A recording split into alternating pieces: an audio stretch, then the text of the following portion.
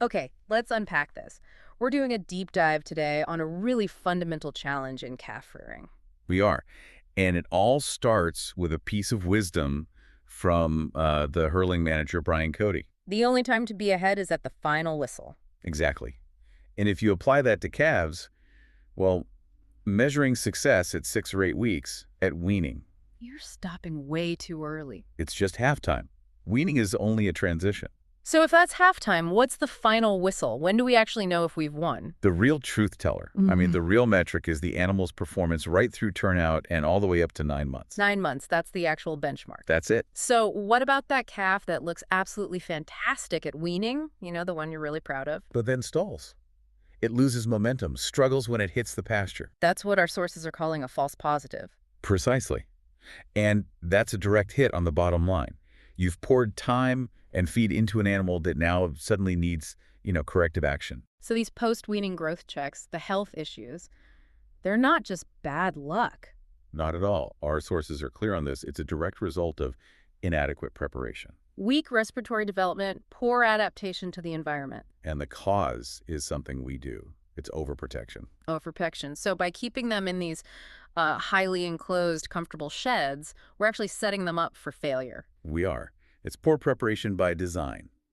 We produce an animal that is totally unequipped for real-world stress. When those sheltered calves meet the reality of the farm. They just fall apart. Okay, so if overprotection is the problem, what's the systematic fix? Well, the framework our sources propose is called the PACE protocol.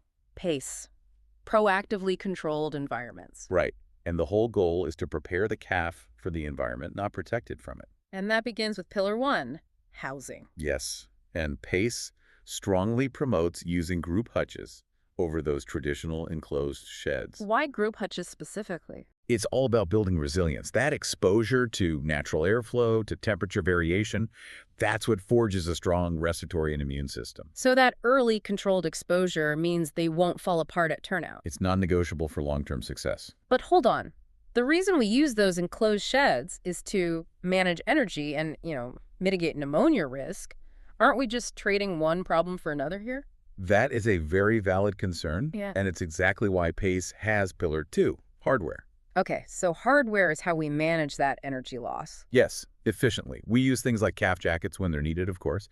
But the real key is utilizing hardware like slow feeding systems, Slow feeders, why are they so critical in this system? because steady, stable rumen development is everything. Right.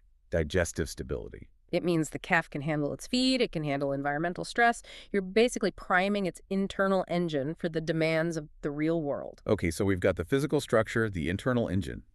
Now for the invisible battleground, Pillar 3. Health and hygiene strategy. And the core idea here is being proactive. Absolutely. If your disease control starts with the treatment, your system has already failed. So after the standard pressure washing and disinfecting, what's the game-changing step? It's what the sources call dynamic microbial management. What does that actually entail? It's a two-step system. You start with a product called PrEP.